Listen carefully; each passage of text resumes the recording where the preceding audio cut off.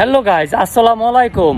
আপনারা অনেকেই আছেন বিদেশ যেতে চান কম টাকায় এবং বেশি টাকা বেতনে।